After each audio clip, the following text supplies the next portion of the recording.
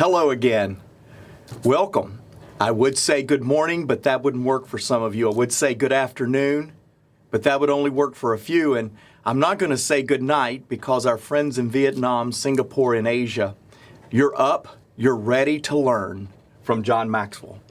Now, I say hello again because, as many of you know, in fact, over 250,000 of you know, this is day 2 of John Maxwell's Leading Through Crisis Leadership Summit. We believe that John Maxwell has been positioned for such a time as this to bring salt and to bring light into the world. By salt, what we mean is we believe our message is to make the world a little bit better. By light, we believe that we should shed a ray of hope, a ray of belief that even though we're in crisis time today, that we have a responsibility as leaders to bring hope and to bring encouragement. Now, I'm taking just a couple of extra minutes today in my preliminary talk, not because John's not ready, he's wishing I would get off the set, but really because yesterday we had so many of you, again, 250,000 of you, flood Facebook, flood johnmaxwell.com live stream, so much so that we had some buffering issues. Now, if you're having buffering issues now, if you have it when John starts, back your player up about 1 minute, and that will help you with the buffering. We want you to get all of what John Maxwell has to say. Today, I'm really excited because not only are we having a 3-day leadership event. Yesterday, John talked about leading through crisis. Today, he'll be talking about turning adversity into advantage, part 1. And tomorrow will be turning adversity into advantage, part 2. Not only are we doing those 3 things, but on Wednesday at 12 o'clock, same time, same place, John will be hosting a live Q&A format. In other words, we believe after we have been talking for 3 days, we need to start listening to your questions and responding. So from 12 o'clock noon Eastern Time on Wednesday to 2 o'clock p.m. Eastern Time, John will be doing a Q&A session live with you. In fact, you may have a question. You may want to know how you should respond in moments like this, and you would like John to speak into that. We have an email. We have an inbox for you to send an email to, and it is hope@johnmaxwellteam.com. If you have a question, if you have something that you would like John to address on Wednesday, hope@johnmaxwellteam.com. Now, John Maxwell Team, let me explain that to you. It's 33,000 coaches, speakers, trainers that have been trained by John Maxwell, has been mentored by John Maxwell, and they have been equipped and empowered with yesterday's lesson that John did with a mastermind guide to serve you, to help you. In fact, they are capable of being able to take John's content from yesterday. By the way, if you did not listen to it, go to this same page, scroll up. The entire message is there from yesterday. These coaches, we have given them mastermind guides, and they are able to help you as a small group, a virtual group, to go through the content to make your team more effective in times like this. In fact, if you would like a teammate to help you, one of our 33,000 coaches around the world, you can go to johnmaxwellgroup.com. Scroll down to find a certified JMT member, and you will be able to find one in your area. They're standing ready to help you. Now, I'm just about done, but we're going to do something else today that I'm really excited about. In fact, as John is teaching, I'm going to challenge you. There's a box right down, those of you that are watching Facebook Live, there's a box, there's a little arrow, there's an action item that says share. And I'm going to challenge you, share with your Facebook community what John is teaching today. We heard so many comments that his message was spot on, and we believe today's will be no different. So hit your share button, get this message out there, because we do believe that the John Maxwell message needs to be heard in times of crisis. There's one more little note that I want to do before I turn it to John, and he's ready to go, and I hope all the buffering is done. But we decided as a team last night, out of literally over 4,000 comments that was posted about John's message, we took out 20 of those comments.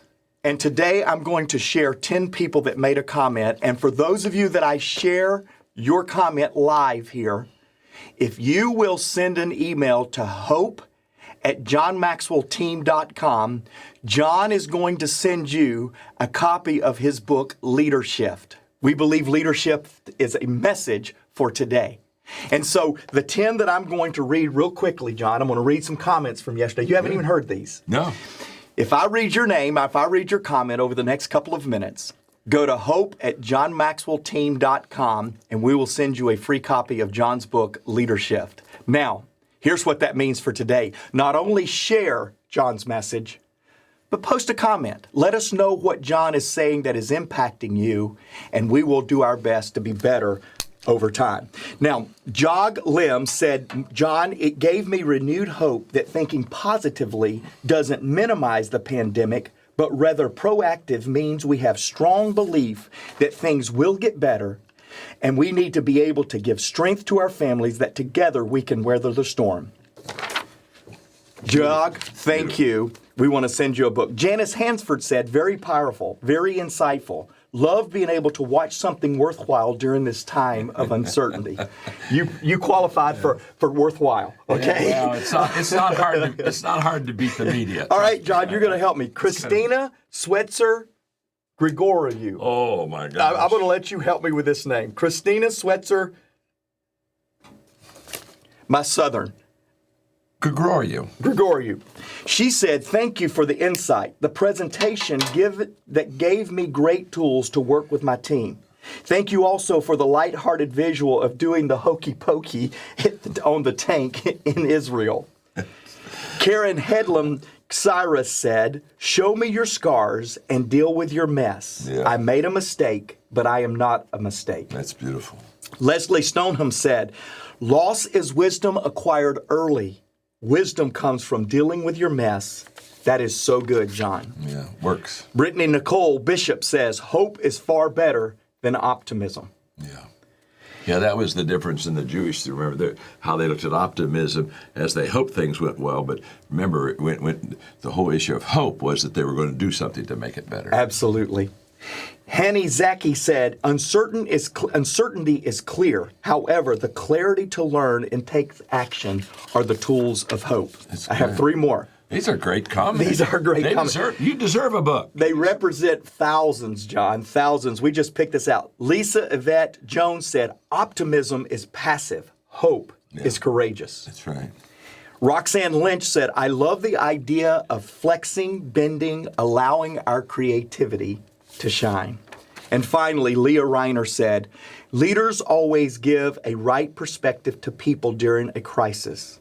They don't always have the right answers, but a right perspective is what gives hope, security, and encouragement. John, that is so good, said Lisa. Wow. Well, we've given ourselves time to quit buffering. We've given ourselves time to let people share and post comments. And now, John, I want to turn it to you. Thank you so much for our team and for you making this day possible. Thank you, Mark. And most of all, thank you. I mean, you're what makes this really work. To be honest with you, I was pretty staggered when the team came back with all the people that were part of yesterday when I talked about how to lead through a crisis.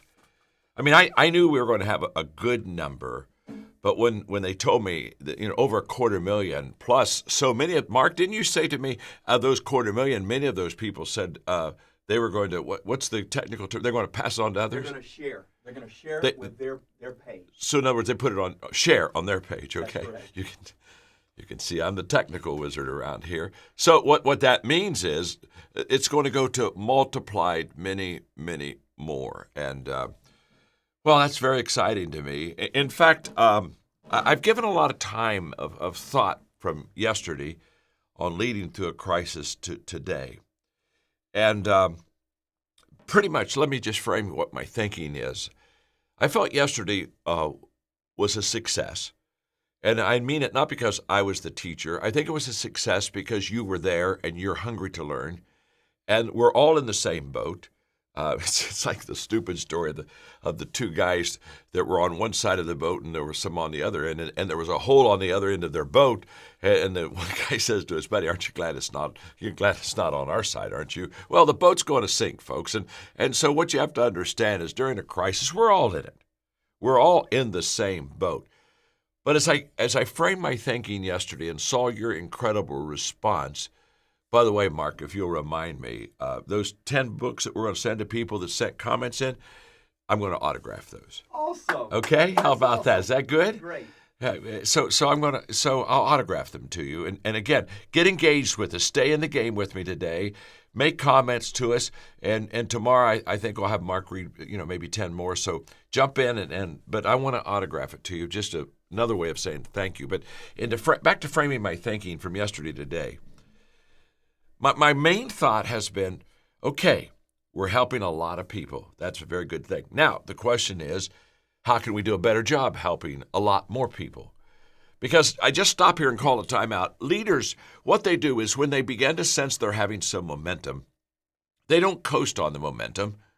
They ask themselves very simply, how do I build that momentum? And so from yesterday to today, I've been asking myself, okay, if we are adding value to you, if we're helping you, and 250,000+ people say we're helping them, so thank you, and I hope that you're bringing more of your people, your team, your friends, your family online with us. But if that's the truth, then the question is, how can I do a better job? How can our team do a better job in this time of very difficult days to add more value to you? And so I'm going to say right at the very front that there are some what we call free resources that'll just help you. These are things that are yours, and all you've got to do is make yourself available to them. And for example, let me just share how you can stay connected with us audibly. If you love podcasts, if you'll just go to John Maxwell Leadership Podcast, if you just go to that, you can join. I don't know. We've got over 6 million people that have followed us on that podcast. We'd love to have you. Again, it's totally free. And for videos, we do our Minute with Maxwell. Now, yesterday I shared with you that because of the crisis, I have done 30 what I call statements of strength. Statements that usually on Minute with Maxwell, I take one word and I take a minute and kind of define it through the grid of leadership. But I took statements of other people, great men and women who have gone through adversity. And for the next 30 days on Minute with Maxwell, you can get it. You can just go to Minute with Maxwell, and you can get those statements of strength. Now, here's how I'm going back to the frame of my thinking from yesterday to today. I thought to myself, I did 30 statements of strength, and I thought, I think I want to do 30 more. It's just I want to stay with you a little longer. I want to just, I don't know, be your friend, be your walking companion through this adversity, be your, advisor maybe, I don't know. Just, my name's John, I'm your friend. I just want to walk alongside of you. And so I'm saying, how can I give you more? How can I put more into your life that will feed your life and allow you to feed your faith and basically starve your fears? That's what I'm really trying to do. Because as Mark read one of those comments, one of the people said the fact that, this doesn't lessen the crisis. I'm not trying to any way to make the crisis less than what it is. To be honest with you, I don't know what it is yet. And to be honest with you, no one else does either. We're still on this incredible learning curve about this crisis, and we don't know how long it's going to take. We don't know how bad it's going to get. So there are no easy answers. But if I can't give you definitive answers on the extent of a crisis, at least what I can do is be your friend and walk alongside of you during the crisis and feed you some faith thoughts and things that will help you to be a better person. So we got the podcast. It's free. It comes to you every week. You can have it, obviously the videos. And then if you're in the blogs, for you that are readers, if you just go to johnmaxwell.com, I have a continual blog in there for you that, again, will just help to lift your site. So anyway, We're in this together. And I just want you to know, I'm just going to do my part, do my best. And, I'm human. My best sometimes isn't good enough, but I'm going to give it a shot. I'm going to give you my best shot. So yesterday I talked about how do you lead through a crisis, and the leaders just absolutely love that. In fact, Mark, you were telling me that our coaches, that there's going to be kind of an online program from our coaches to people that want to. I'm sorry. Then I'll let you sit down. Yesterday you were over there taking notes. Now I'm just bringing you in here all the time. I'm sorry. But you just told this to me right before I went on. Tell our people what is available to them if they want to, make themselves available. So perhaps one of our team members is the reason that you're joined in today.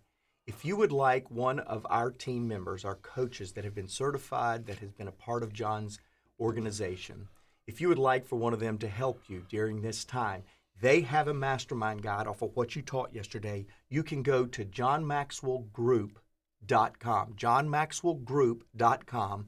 On that page, you can find a coach near you and a certified John Maxwell team member near you, and they'll be able to help them on what you did yesterday.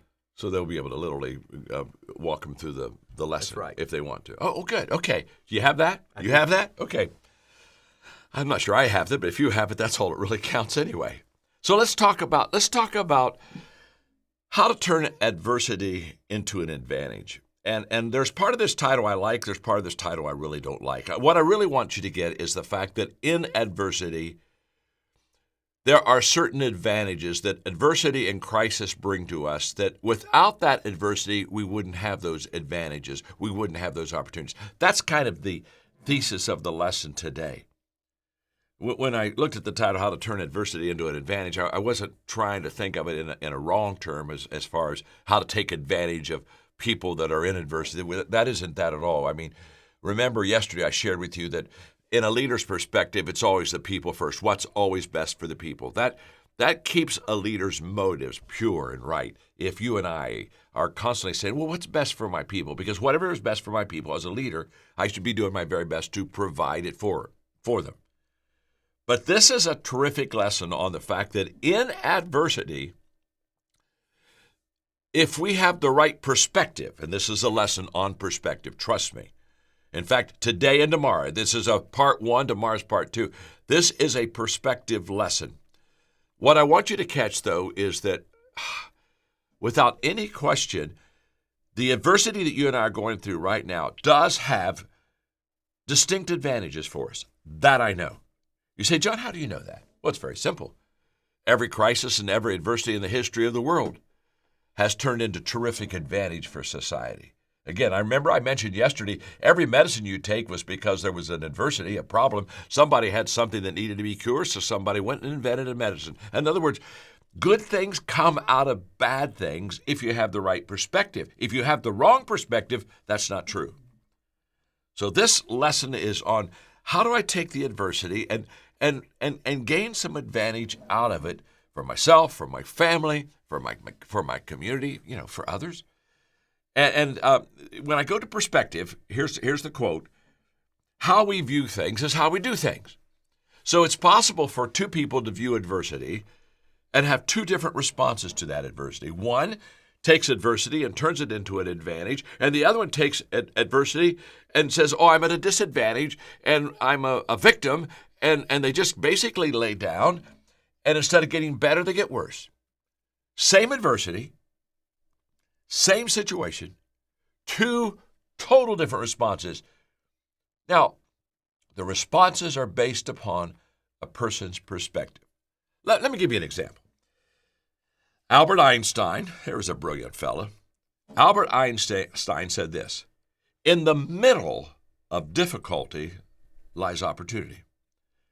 Now, I've loved that statement for quite some time, and I share it with you because I think there's something very interesting in what Albert Einstein said. He said it was in the middle. In the middle. In fact, when I put that quote in here, I capitalized all the letters on middle. In the middle of difficulty lies opportunity. You know what Einstein was saying? He's saying you have got to get into the crisis. You have got to get into the middle of the problem before you see how to get opportunity out of it. Because at the beginning, We don't understand how deep the problem's going to be. It doesn't affect us enough to take away our options so that all of a sudden we get desperate for an answer. It's not at the end. If by the end we haven't seen opportunity, to be honest with you, we just passed it. The door was back in the middle. But in the middle of difficulty, adversity, crisis, that's where Albert Einstein said, that's where we find opportunity. It's that type of thinking, perspective for you and me that I want to talk about, because trust me on this, if we have the right perspective, we're going to find that to be very true. Now, let me give you an example. Now, this is a business example. Some of you are in the business world, some of you are not. So let me just give you this one because I read it just the other day, and it fits the business community. So if you've got a team, if you've got an organization, you got a big company, small company, whatever. This comes out of Forbes. And when I was going through and reading this, the thing that really grabbed my attention was the headlines. It said the coronavirus crisis is creating problems, but it is also creating tremendous opportunities. This comes out of Forbes. And so then they gave an example. And the example they gave there, I know pretty well. And they gave the example of the Ford Motor Company. And the Ford Motor Company, if you go back about 12 years, had quite a few years consecutive of poor performance. They were in a recession, and they needed to finance. In fact, they were so desperate that Bill Ford, the father of the whole Ford clan, basically sat down and had to talk them into collateralizing and the blue Ford Oval. The thing that's most precious to Ford is that brand, that trademark. And they literally had to take that and use it for collateral to borrow money to get themselves financially in a position where they could maybe upright themselves. And then they also brought in Alan Malawi, brought in an outsider, a terrific leader. And if you know the story, it's an incredible story. It's a story of an amazing turnaround, maybe the most amazing corporate turnaround in this century. But what I want you to see is it was only in the adversity, the heavy crisis. I mean, what would make the Ford family say, okay, we're going to use this incredible trademark as collateral to borrow money? I mean, that's the last thing in the world they wanted to give up. But can I tell you something? A crisis will make you do things that you wouldn't do without the crisis. Let me just stop and talk to you for a moment. You and I both know in our heart that there are some changes we won't make unless we have to make them. Now, I speak for myself. In my life, there have been a few times I just didn't want to make the change until all the other options were stripped away from me, and one day I looked at myself and said, I've got to make the change. Well, it happened for the Ford Motor Company, and in this Forbes article, it then put three things on the advantages of a crisis. And I give this to you quickly because this is in the business field. I'm getting ready to come to you in the personal way, so stay right with me. Here's what Forbes said. First of all, a crisis changes the balance of risk and reward. And they so clearly wrote the fact that during normal circumstances and situations, we don't risk a lot. We enjoy where we are, and the tendency always is for us to stay put, not make a lot of changes. And the fear of failure overrules the risk issue. So we basically stay the same, but what happens is that in a crisis, all of a sudden it helps us realize that we have to change. All of a sudden, what was kind of optional, should we change, becomes a command. We have to change. Why? Because we're in deep weeds. And so basically Forbes was saying if you have a business, if you have a team, whatever, that there are perhaps some things in your life that you've just held pat that you should have let go a long time ago, and you're going to risk more during a crisis. And they said that was good. Number two, and I love this because it's so true, a crisis increases our focus. You see, every organization has what I would call competing priorities and conflicting priorities. Some priorities that just conflict with where you're really wanting to go, and then you have some that internally compete with what you're trying to accomplish. And so what happens is there's a lot of activity in an organization that isn't necessarily accomplishment. But what does a crisis do? We immediately begin to eliminate all of the things that are not totally essential in our business. In other words, we begin to cut. We begin to look and say, what do I have to have versus what was nice to have? And that's happening right now. I mean, it's happening everywhere over America. People are looking and they're reevaluating. And what they're doing is that this crisis is causing me. I mean, I could give you a lot of personal examples in my life that I'm just saying, okay, I now have to focus on not what is wonderful, what is nice, what I would like to be included in. I have to focus on one thing, what's essential. Everything else falls aside. There's a terrific benefit in business when you begin to get rid of conflicting or competing priorities. Major difference. And say, okay, we've just got to stay with the main thing. We got to make the main thing, like Covey says, the main thing. So, as Forbes was pointing out so good, it basically, a crisis gets us to take more risk. Crisis increases our focus. And number three, what it does is it identifies leaders. Because what do leaders do during a crisis?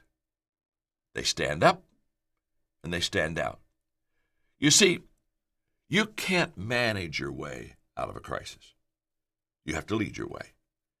If you could manage your way, there would be small incremental changes that you can control and feel comfortable with that you would begin to allow in your life that would get you out of the issue. And that isn't going to get you out of a crisis. All of a sudden, you've got to have somebody stand up and say, wait, I'm going to lead my way out. I'm going to get creative in my thinking. I'm going to get bold in my decision making. Wow.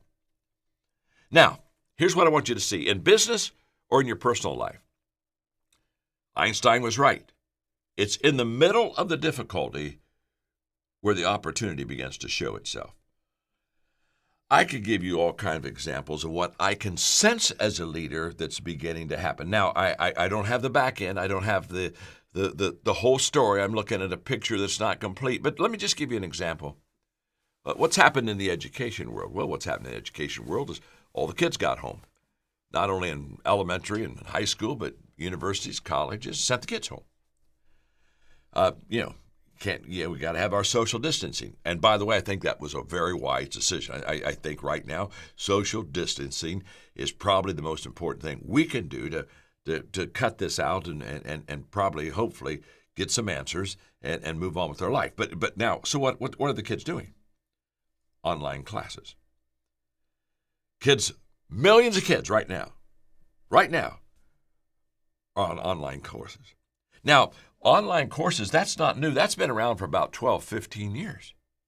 And there has been a slow, steady increase of students taking online courses. But now they all have to do it. And here's what's going to happen. There are kids who have never taken an online course, and they're going to do that, and then they're going to look at themselves and say, wait a minute, I'm home. I can be in surroundings that are familiar to me. I don't have to go back to college if I don't want to. I don't have to. I can get a degree online. Now, I'm not advocating that. I'm just saying I can guarantee you, I promise you, that there are a bunch of students that are all of a sudden going to see that there's another way to get their education. I'm not even saying it's a better way, but I'm just saying crisis causes change. And I will tell you that steady increase in online kind of classes, after this, it's going to be like that. It's just going to increase. Why? Because a lot of kids who have never done it before tested it and said, oh, this kind of works for me. I think in the business community, when people are working from home, I think it's going to change the work environment. I really do. I'm not saying it's pro or con. It doesn't matter. What I'm wanting you to see is that crisis causes you and I to make changes that we would never make if we didn't have the crisis. The way I prefer it is to say crisis bumps us out of our comfort zone into our creative zone. That's a great statement. Crisis bumps us. In fact, if I don't get the bump, I won't get out of my comfort zone. It's the bump that gets me out of my comfort zone into the creative zone. Okay, now that's business. Okay, so for you that have organizations, teams, companies, whatever, hopefully that helps you. The rest of this lesson today and the lesson tomorrow is going to be in a very personal way from me to you. And it's going to be applicable to you personally. It's going to be applicable to your family. It's going to be applicable to all of your friends. But it's going to be just one-on-one. And I'm going to just tell you, there are some major advantages that we're going to receive out of the adversity that we're now going through. And by the way, one more thought. When we're in the middle of the crisis, where the opportunity, as Einstein says, there are two kinds of people. In the middle of the crisis, there are some people who are basically saying, how long will this last? We're all asking that, by the way. How long will this last? But there's a higher level of person who is saying, while I'm in it, how can I get better? How can I improve? What can I learn? How can I make this a stepping stone instead of a stumbling block? So what I'm going to do is I'm just going to talk to you about bad experiences for a moment. And there are 3 thoughts on bad experiences, since we're having one, a big one. The first thought on bad experiences is this: everyone has them. and everyone is in the middle of this crisis. I mean, no one is excluded. All of us are being touched. But, some days you're a pigeon and some days you're a statue. Some days you get the privilege of dumping on someone. Some days you're the one that gets dumped on. Well, a crisis is where, let me define a crisis. A crisis is where we're all a statue, okay? We're all getting dumped on. I can think back at 2008 when the economic recession really hit us. And as a speaker, I said, wow, I've got to help people. Again, that's what a leader does. The moment there's a problem, first thought of a leader, got to help people. And so I thought, okay, how can I help people? And I remember sitting down in my office at home, and while speaking engagements and everything was canceling and everything was kind of going south, and I developed a teaching, a lecture, and it became a huge popular lecture for the next 3 to 4 years, and that is how to do good things when things are all so bad. How do you do good things? And it got out that I was going to have a teaching that how do you do good things when things are so bad? And for the next 3 years, companies, groups of people that wanted me to come and speak, they'd say, John, do that speech on how to do good things when things turn out bad. And it was just a pure teaching on, okay, it's bad, but while it's bad, we don't have to stay bad. This is the point. While it's bad, we can say, what good thing can I do? What good thing can I learn? Wow, that's perspective. That's the difference. And for 3 years, I literally went around the world, not only around the country, around the world, talking about how to do good things when things are so bad. Why? Because it gave a message of positive application and hope. You see, what we do with bad experiences defines who we become. What we do with bad experiences defines who we become. The second thought that I want to give you about bad experiences, not only everyone has one, okay, so we're all in the same boat, okay, and there's a hole in the boat, and it's going to affect all of us. Number 2, no one likes bad experiences. I have never met a person who comes to me and says, you know what, John, I think I'm the most happy and fulfilled during a crisis. I just, you know what, John, I love problems. I love questions I can't answer and issues I can't solve. Nobody likes this. Nobody. I don't, you don't, we don't like it. I think we're kind of like Lucy, who just basically said one time, I don't want ups and downs, I just want ups. Okay, let's take a vote. You may be all by yourself, you may be with family members, or maybe just a couple people since we're social distancing, but every one of you do what I'm going to do. Let's all do a vote. How many of us, we want to join Lucy's club? We just want ups and ups. But in fact, I really want ups and ups, and I know you really want ups and ups. And in a real world, we don't get ups and ups. Now, fortunately, we don't get just downs and downs. But in the real world, we get ups and downs, and we've got to be like my friend in college who told me one time. He said, John, I'm never down. I said, what do you mean you're never down? He said, I'm either up or I'm getting up. Well, in a crisis, what we're doing is getting up because we've been knocked down. You see, the issue is not have we been knocked down. The issue is, do we stay down? Or do we say, I don't like down. I want to get back up. It's those who don't like down, but go from not liking it to do something about it, that action, to get back up. But none of us likes a crisis. We all have it. None of us like it. My friend Chuck Swindoll, several years ago, he sent me this, and I'm going to just read it to you. It's about Chippy, a parakeet, okay? And he starts off by saying, Chippy the parakeet never saw it coming. One second, he was peacefully perched in his cage singing. And the next moment, he was sucked in, washed up, and blown over. His problem began when his owner decided to clean his cage with a vacuum. She stuck the nozzle in to suck up the seeds and feathers in the bottom of the cage. Then the phone rang. Instinctively, she turned to pick it up. She had barely said hello when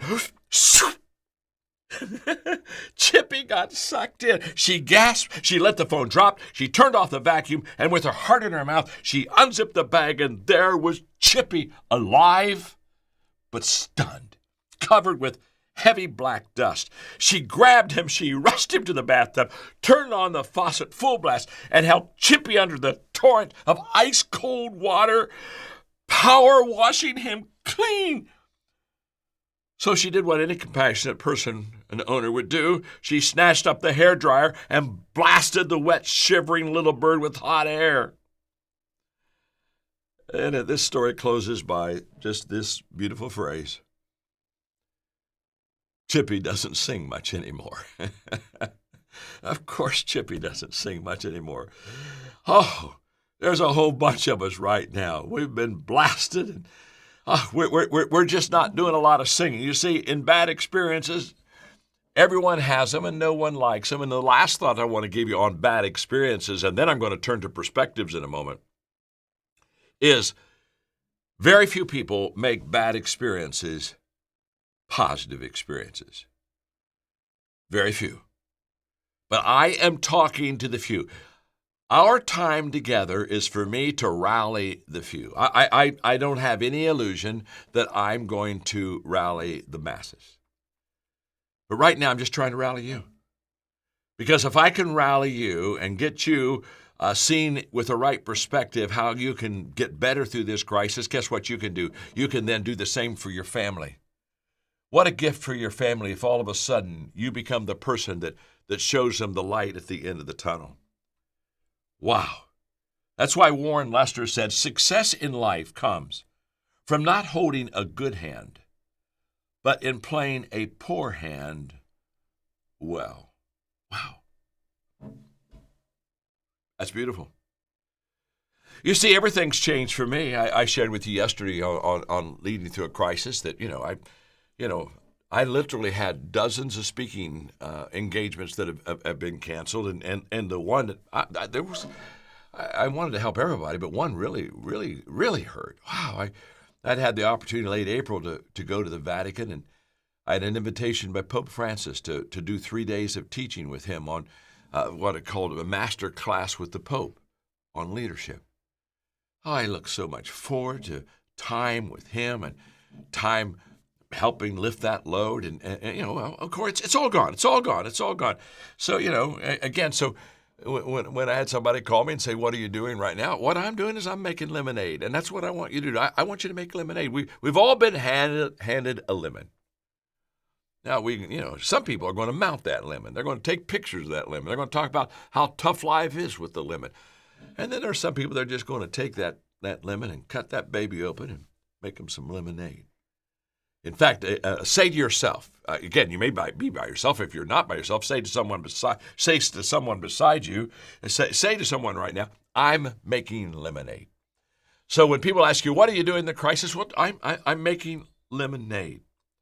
See, Napoleon Hill. All right, I'm about to dig in with you. Hang on. Fasten your seatbelts. Napoleon Hill said, every adversity, every failure, every heartache carries with it the seed of an equal or greater benefit. That is a powerful statement, but my folks, listen to me carefully. It's only a true statement if your perspective is right. Don't miss this. I'm going to read the statement again, and then you determine if it's true in your life or if it's not true. Every adversity, every failure, every heartache comes with the seed of an equal or greater benefit. I will not get an equal or greater benefit from adversity unless I have a perspective that believes that truth. If I believe nothing good can come out of something that is bad, then I will never, ever take advantage of that asset. Well, I wrote my first book, Think on These Things. The reason I chose that title is because of a scripture verse. Now, you know I'm a person of faith. If you're not a person of faith, this is just good stuff. Just act like it's not scripture and we'll be okay, all right? Because it applies to your life anyway, whether you're a person of faith or not. But the Apostle Paul said something that really was the catalyst for me giving the title of my first book I ever wrote, Think on These Things. Here's what he said. Summing it all up, friends, I'll say that you'll be best if you fill your minds and meditate on things that are true, noble, reputable, authentic, compelling, gracious. In other words, he said, you're really going to be at your best if you meditate on good stuff. And then he begins to contrast good stuff with bad stuff. He said, the best, think on those things, not the worst. The beautiful, not the ugly. Things to praise, not things to curse. Now, the Apostle Paul says we have a choice. And in a crisis, I could either think about all the things to curse, and there's a whole bunch of cursing going on and a lot of things to curse, or I can look at that and I can say, no, there's some praise in here. There's something I can be thankful for. Now, Paul, why is he asking us to focus on these things? Why is he doing this?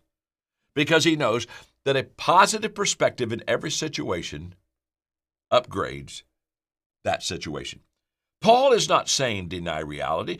In that verse, what did he say? He said there's some wrong things, bad things, things that you could curse. He's not denying that they're there. They're right in front of you. He's not acting as if they're not possible. They are possible. They're reality. But he's saying what we get to choose is what we think on. Wow. I love that. So, I'm going to give you a challenge. In fact, this morning, remember I said I've been thinking quite a bit from yesterday? This morning, I put this in my notes. I'm going to challenge you. This is one of the most important parts of my teaching today. I'm going to challenge you to be one of the few that take a bad experience and turn it into a better experience. Now, how are we going to do that? So write down that challenge. Okay, John challenges me to take a bad experience and turn it into a better experience. Okay, you got that? Now I'm going to get real practical with you here for the next 3 minutes. How do I do that? How do you do that? How do we take something bad and make it better? We have to be intentional. What I'm going to give you can't be accidental. It has to be intentional. I have to be intentional in 6 things right now. I have to be intentional, first of all, in my personal time. I have a more personal time than I've ever had before because I've had a whole bunch of stuff canceled in my life. So what am I going to do in the time that I have? And I hope the answer is not watch TV. I don't mean this unkindly. TV's fine. But I hope we're going to upgrade ourselves just a little bit. For example, for me, on my desk, if you went into my home right now, on my desk on the left side, right here on my desk are 6 books. 6 books that I have purposely, intentionally picked out and said, okay, in this downtime, I'm going to read these books. Now, I haven't been able to get to them until now, but I can, and so I'm going to read those books. I'm also going to make it a time of exercise. I'm going to make it a time of trying to get a little bit better and healthy and eat a little bit better in that whole process. Okay, well, that's personal. But what the question is what are you going to do with your personal time? You've got to be intentional. I challenge you to be intentional in your personal time to do something that'll make you better. Number 2, your family time. What are you going to do in your family time? I mean, you're having more family time than ever before.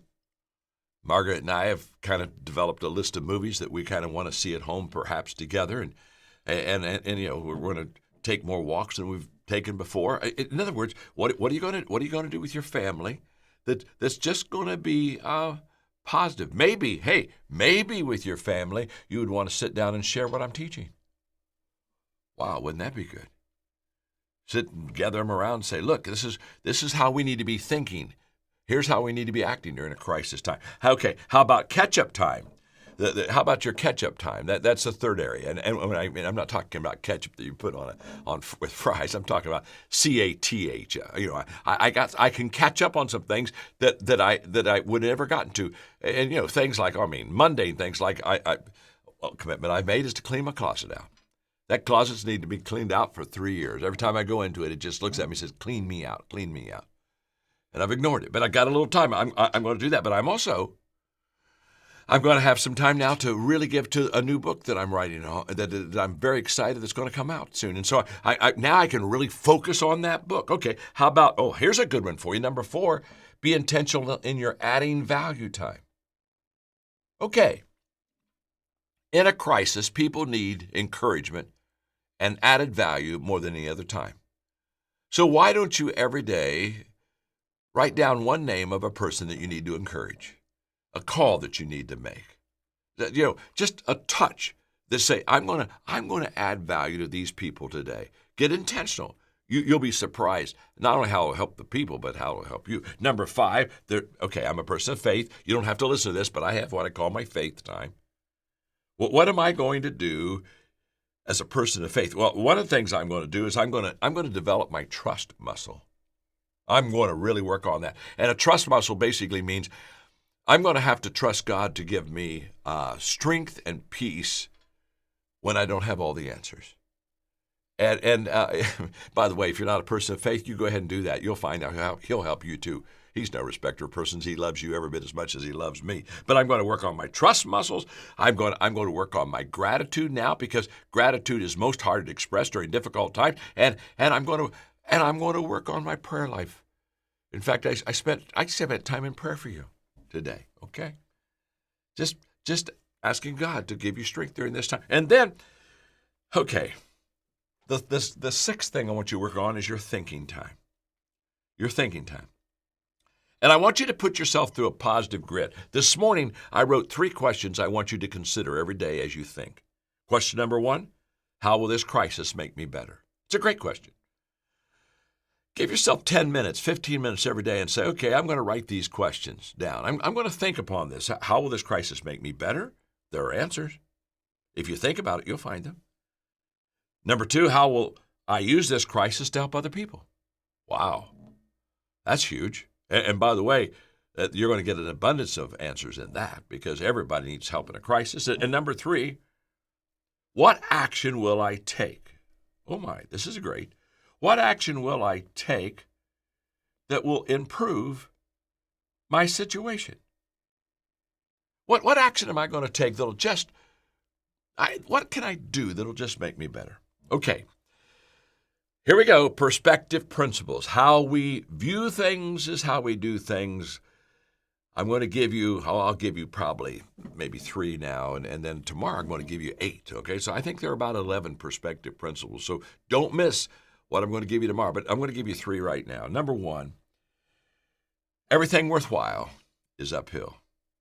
If you've heard me do any teaching at all, because I wrote a book called Intentional Living, you've watched me use the visualization of everything is worthwhile, it's uphill, and I put my arm in the air, and I just basically say, up at the top are my dreams, my hopes, my ambitions, my desires. Everything good, it's up there. It's not down here. I got to climb to get it. Now, when I say everything worthwhile is uphill, let me tell you the difference between in average times and in crisis times. In average times, everything worthwhile is uphill. And during times of crisis, everything worthwhile is uphill. It's just a higher hill to climb. But we still can climb it. You see, we are not given an overcoming life. We are giving life to overcome. There's a world of difference. I'm not entitled to winning. I'm not entitled to have an overcoming life, but I am entitled to having a life of which I can choose to be an overcomer. You see, there's a wrong perspective, and the wrong perspective is that life should be easy. I'm telling you, my name is John, I'm your friend. Life's not easy. It's all uphill. Always has been, always will be. The problem is we have uphill hopes, we have downhill habits. And downhill isn't going to get us where we want to get. So, I could give you all kind of examples. People hear me speak. I'm talking to you now. And people say, John, you're a terrific communicator. Well, I wasn't always a terrific communicator. This wasn't easy. First of all, let me give you perspective. I've spoken 12,000 times. Talk to me for a moment. If you speak 12,000 times and you don't become a great communicator, you chose the wrong field. 12,000 times. It's uphill all the way. The first time I spoke, it was terrible. Spoke for 55 minutes. I bored everybody. In fact, I went back the next year and apologized to the people that I had bored, and then I realized none of those people would ever come back to hear me the second time because I was so bad the first time. I wasn't any good. I wish you could have seen me then. If you could have seen me when I started, every one of you would be greatly encouraged. What am I saying? I'm saying very simply that it took a great amount of time, effort, energy, focus, concentration, commitment to become a great communicator. It's all uphill. Writing, it wasn't easy. Over 34 million books have been sold through my name and my writing. People say, wow, that's amazing, that's amazing. No, you got to understand, it was all uphill.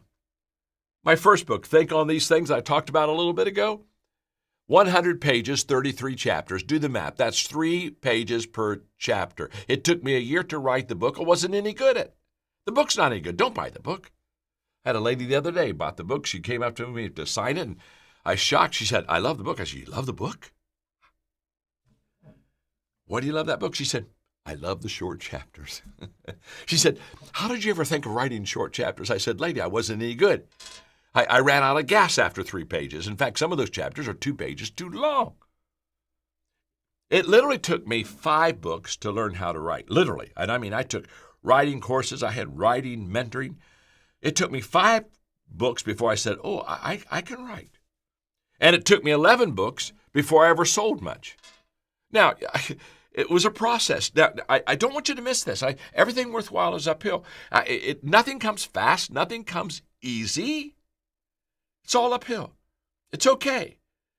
We're working on perspective here. The moment I believe and accept that everything worthwhile is uphill, guess what I do? I expect to walk uphill all the time. If I don't believe that, I expect it to be easy. I expect it to be average. I expect to coast some. You see, my perspective that it's uphill every day, all the way, is huge. We have John Maxwell team. Okay, here's a perfect example of this. We got the John Maxwell team, and we've had huge success with it. In what, 9.5 years, 33,000 members in almost every country of the world. And people look at that and they say, "Oh my gosh, John, this is huge." How did you get so good? How did you pull that off? It was uphill all the way. Now let me just stop for a moment and just say to you that I'm constantly asking myself, what can I do to add value to you? Because here's what I know. A crisis never leaves you or me the same. It moves us. It either moves us forward or it moves us backward. It either moves us upward or we go down. But it does move us. And we're saying, oh, I can hardly wait for things to get back to normal. I hear that all the time. Oh, my gosh, won't you be glad when this is all over? And wow, things will become normal. And oh, this will be so good. Can I tell you something? They're never going to return back to normal. Not the normal that you and I know. Trust me. There's never going to be that normal again. It's just like 9/11. After 9/11, we didn't go back to normal. Every day almost I'm reminded of 9/11 through something that you or I have to do just because of safety precautions. So Max Dupree, when he said the first responsibility of a leader is to define reality, the reality is very simple, and that is that normal is gone and there's going to be massive change. Well, if the first responsibility for me is to define reality to you, my second responsibility for you is to help you make positive changes. Huge. And how do we do that? Well, I've been through a lot of changes. I've been through a lot of crisis. I'm 73. So in the 60s, I saw the assassination of some of our great leaders, John Kennedy, Bobby Kennedy, Martin Luther King.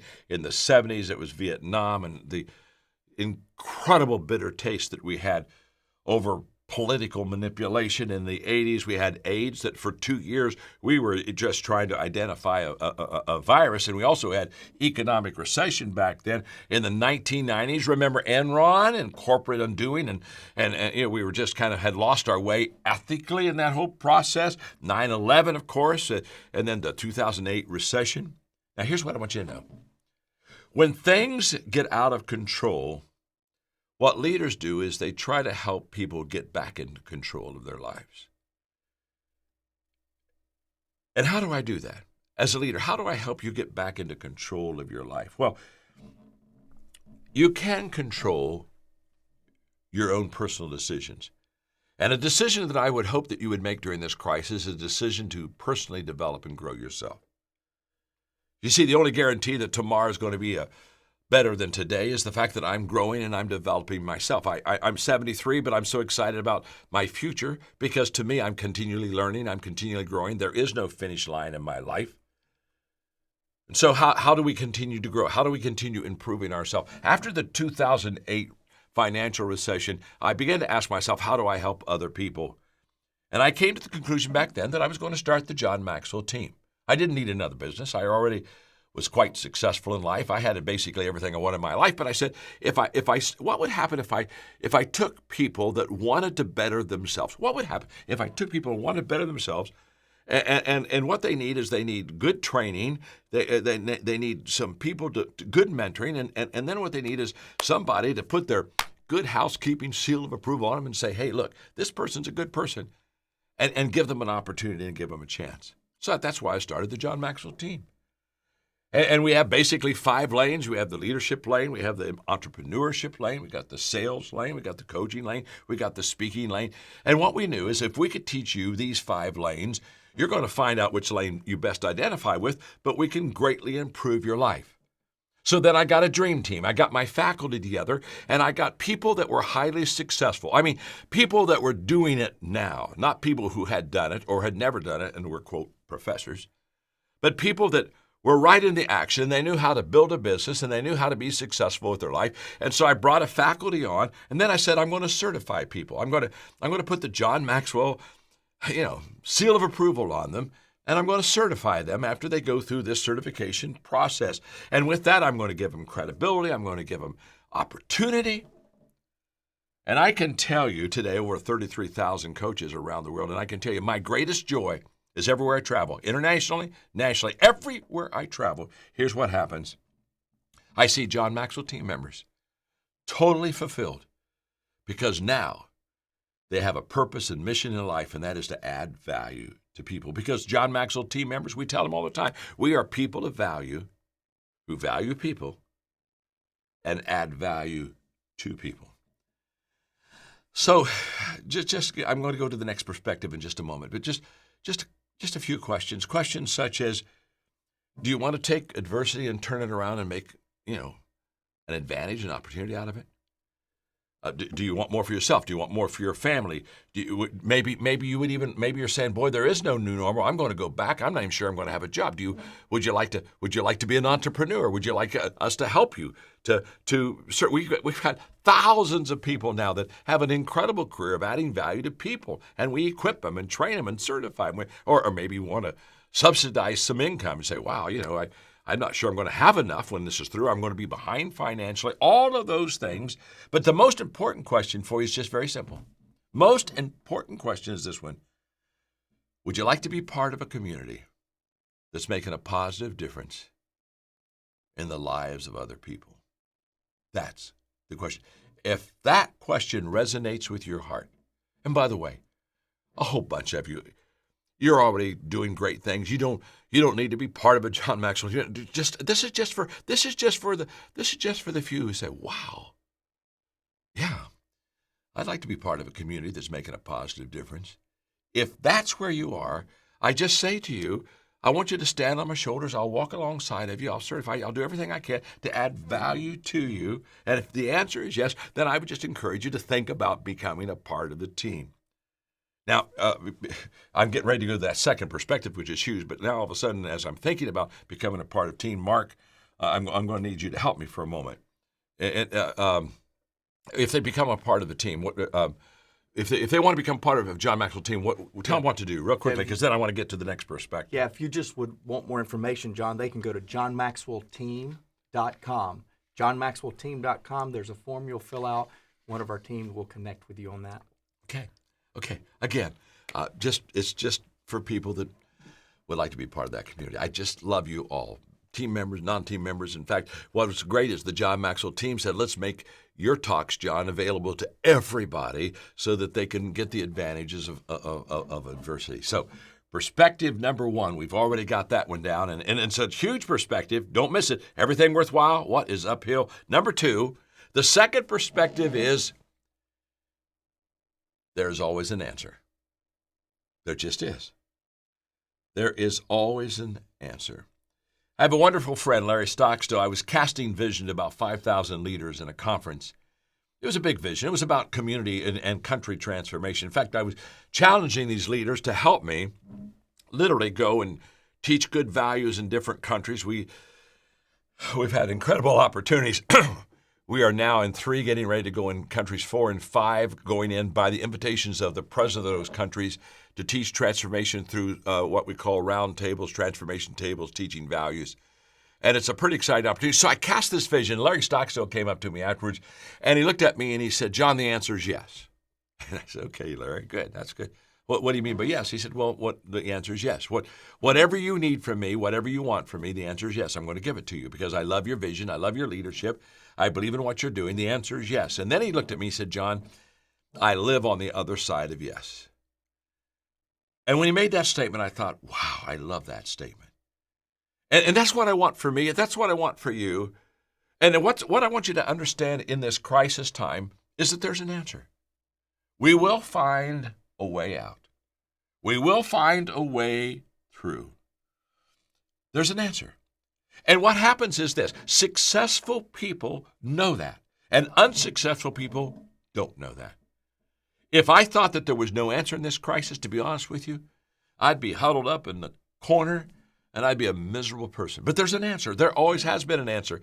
The world has always found a way, and we're going to find a way through the coronavirus. Trust me, we're going to find a way. It may be hard. It may take a long time. It won't be easy, but we will find a way. You see, the greatest gap between successful and unsuccessful people. Okay, listen to me. This is huge. Stay with me for 9 more minutes. If you'll stay with me for 9 more minutes, my friend, I'm here to tell you, I'm just about to serve stuff that's going to make a difference for you. The greatest gap between successful and unsuccessful people is the thinking gap, how we think. I'm not talking about intellect. I'm not talking about IQ. I'm talking about successful people think differently than unsuccessful people. I'm going to give you an example right now. Successful people in every difficult situation believe there's always an answer, and people that don't do well in a crisis believe that there's not an answer. If I think that there is an answer, I'll become a victor. And if I think there is no answer, I'll become a victim. It's just that simple. My father's 98, and he's an incredible inspiration to me. He's been very successful. But he grew up in a little town in Georgetown, Ohio, about 25 miles from Cincinnati, just a very poor community. And as he was growing up, he said, John, all of us were poor except for 3 families, and the 3 families that were not poor, he said, I had the privilege, because he was a hardworking kid, that I would leave school and I would do errands for those 3 families. And so I got to know them all. And he said, I came to the conclusion by the time I was a junior in high school, the only difference between the 3 successful families and the rest of us is that they thought differently. And that goes back to the greatest gap is the thinking gap. So during the Depression, during a very difficult time when my father was still very young, everybody was out of work. So what did everybody do every day? They got in the bread line and they waited for some food. It was a very difficult time. But can I tell you that during that very difficult economic downturn, crisis,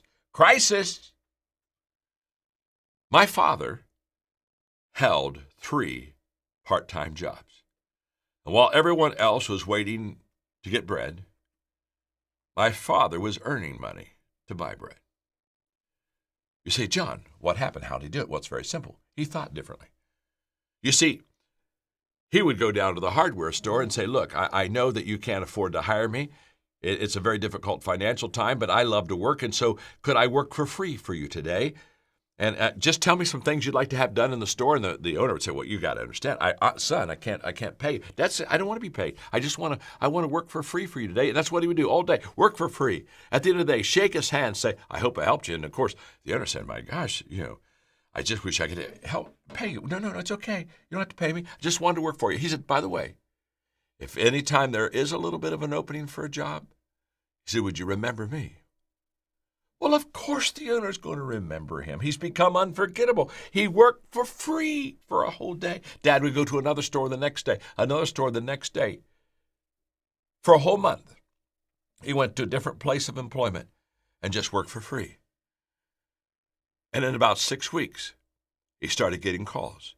Hey, we've got could you work for 8 hours a week for us? Yeah, well, sure, I can work 8 hours, and we can pay you for 8 hours. Can't pay you full time? Oh, yeah, I could. Oh, yeah, you want... He had 3 part-time jobs. Everybody else is out of work. What was the difference? Same place, same crisis, but not the same thinking. My precious friend, there is always an answer. Don't let anyone take that away from you. I will not let anyone take that away from me. There's always an answer. The third and last perspective I want to give you today, because I think this is just absolutely huge in your life and in my life and everybody's life. Not only is there always an answer, but number 3, allow adversity to help you discover who you really are. Because adversity will move us. It'll move us. And sometimes we need to be moved to find our niche, okay? Now, I'm going to give you a real corny, cute story. This is just as corny as can be, so just hang with me for a minute. But I'm talking about allowing adversity to help you to discover who you really are. It's the kid who was playing baseball just by himself in his backyard. His mom was looking out the window, and, he's a typical kid throwing the ball up and then swinging the bat. And so when he saw his mom looking out, he looked at his mom and said, Mom, I am the greatest hitter in the world. He threw the ball up, and he missed the ball, and he said, strike 1. He wasn't discouraged, picked the ball back up, threw it up the second time. Strike 2. Mom's kind of look at him, he swung twice, he hadn't got a hit yet, and he said, it's okay, Mom, I'm the greatest hitter in the world. I only need 1 strike. I'm the greatest hitter in the world. And this time he threw the ball up, swung as hard as he could, missed the whole ball, but he swung so hard he's now on the ground. His mom's kind of feeling a little bit bad for, quote, the greatest hitter in the world who just struck out. And she said, honey, she said, I'm so sorry. He said, oh, no, don't be sorry, Mommy. It's okay. Listen, I've discovered something. I just struck out the greatest hitter in the world. I am the greatest pitcher in the world. I love that story. It's corny. But I give you that story because, my friend, some of us need to be moved. And when we get moved, we're going to get moved to the place where we really should be. 2 quick personal examples. Most of you know that I started my career off as a pastor, had a degree in psychology, counseling. And so I did a lot of counseling for the first couple years. It was kind of expected of me, but there was a problem. And the problem was I wasn't good at it. I don't have the patience. I don't have the mercy gifts. I lack all the qualities of a good counselor. And so people would come to counseling with me, but it was wearing me out and it was wearing them out. And I really wasn't that good. In fact, after about 2 years of doing something I wasn't really good at, I'll never forget, I just said, I'm not good at this. I came to the bottom, okay? I came to the bottom and said, I'm never going to be good at counseling. And so I remember doing my little small country congregation. I one Sunday announced, I'm not going to be doing any more counseling. And that's when the lights all came on, because those farmers, they just started clapping. They started clapping and said, oh, he's finally realized he's not any good at that. And I wasn't any good at it. Now, through my not being any good and failure in counseling, within about 6 months, I began to, instead of counseling, working on the weaknesses of people, I began to focus on the strengths of people, what they did well to make them better. And immediately I found that I'm a terrible counselor, but I'm a fabulous equipper. If I wouldn't have been bad in counseling, I'd have never become an equipper. I had to get bad in something to move me to get good in something else. And for many of you, that's what this crisis is going to do. It's going to move you to higher ground. Last story. At 51, 22 years ago, I had a heart attack. And in that heart attack was literally at a Christmas Eve party with our companies. When I was battling for my life for a couple of hours there, it was pretty tough. You know you're not in good shape when they bring you in and you have one doctor and about an hour and a half later you got 5 doctors in the room. And it wasn't going very well. I needed to have a heart cath. I was in the wrong hospital. It's a long story. I don't want to go into it. But here's what you got to catch. Here's what I don't want you to miss. Don't miss this. Okay?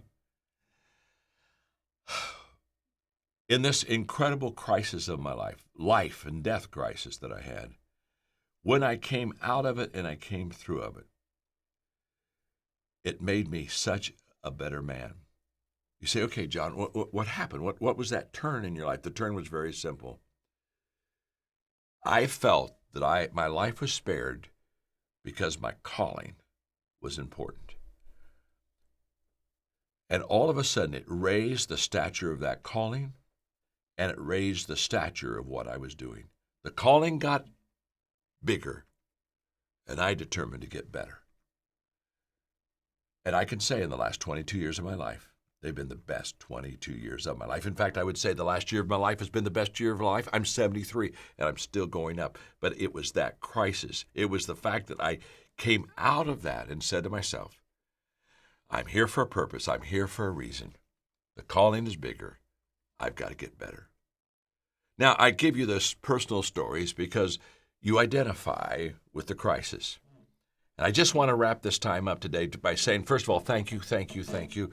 Again, you've taken personal time and you said, okay, John, I'm going to learn how to take adversity and bring it to an advantage in my life. And remember, tomorrow, I've got 8 more perspectives to teach you. Don't miss it. Get your friends. Get on there with me. But I close this by saying very simply, it's impossible to know where you are and what you're going through.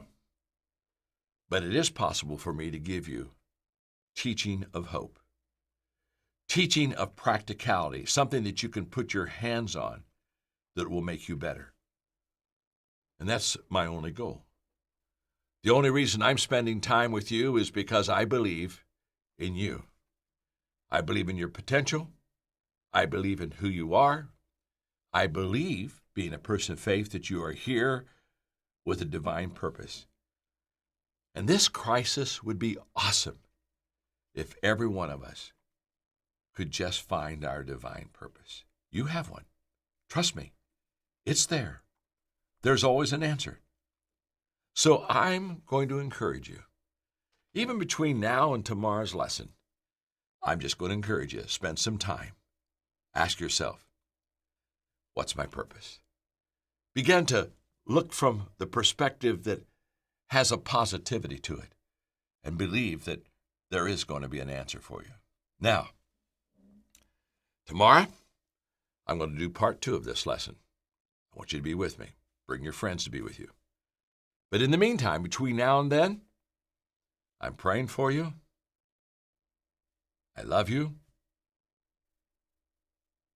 I believe in you. We're going to get through this crisis together. And my name is John, and I'm your friend.